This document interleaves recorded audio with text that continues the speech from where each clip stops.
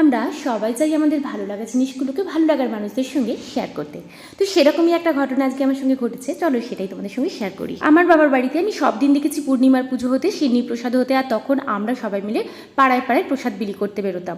আর এরপর আমি শ্বশুরবাড়িতেও এসে দেখেছি এই প্রথাটা আছে। আগে আগে অবশ্য পুজোর জোগাড়টা আমি আর বাবু মানে আমার শ্বশুরমশাই দুজনে মিলে করতাম, আর তারপর আমি এই সমস্ত বাড়াবাড়ি করে দিতাম, আর শ্বশুরমশাই গিয়ে পাড়াতে গিয়ে সব বাড়িতে বাড়িতে প্রসাদরা দিয়ে আসতো।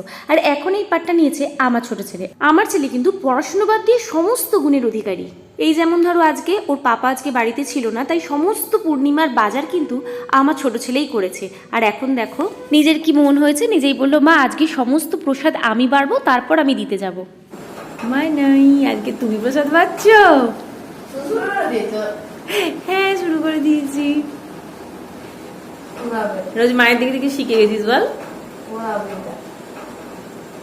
চল ঠিক আছে, দে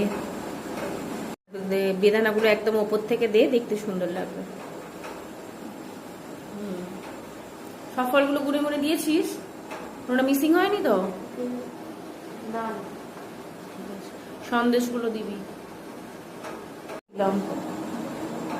এইটা হচ্ছে আমার প্রসাদের একদম ফাইনাল, সমস্ত প্রসাদ রেডি হয়ে গেছে। এবার ছোটু প্রসাদগুলো দিতে যাবে। এই দেখো এখন বেরিয়েছে প্রসাদ দিতে। যাই হোক, আজকে ব্যাপারটা আমার সত্যি ভীষণই ভালো লেগেছে। এই যে ও নিজে থেকে বললো মা আমি প্রসাদ বাড়বো, আমি সবাইকে দিতে যাব। দিতে যদিও ওই যায় সব সময়, তবু এই যে ওর মানে ব্যাপারটা আমার ভীষণ ভালো লাগলো, তাই মনে হলো তোমাদের সঙ্গে শেয়ার করি। তো আমার তো ভীষণই ভালো লেগেছে। তোমাদের ভিডিওটা কেমন লাগলো অবশ্যই জানাতে ভুলো না কিন্তু। চলো আজকের মতো টাটা।